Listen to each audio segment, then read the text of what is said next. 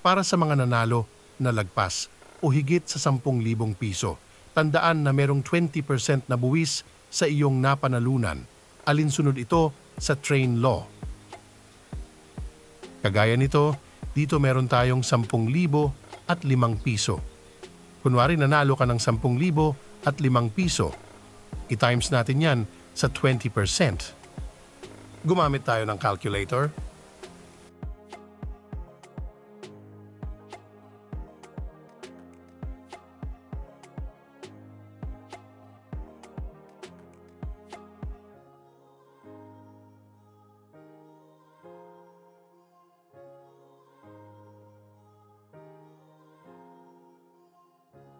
Yan ang ibabawas natin sa 10,000 at 5 piso.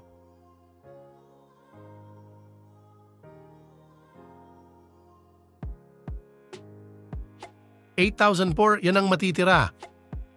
Isa pa, kunwari naman nanalo ka ng 100 milyon.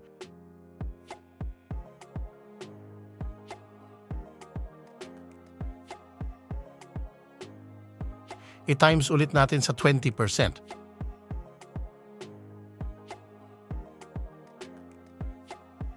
Tapos ibawas natin sa 100 milyon.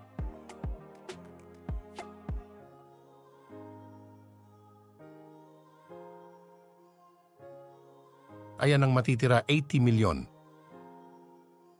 Ayan, tandaan natin na may bawas po ang mga premyong lagpas ng 10,000 piso. Maraming salamat at yan na muna sa ngayon.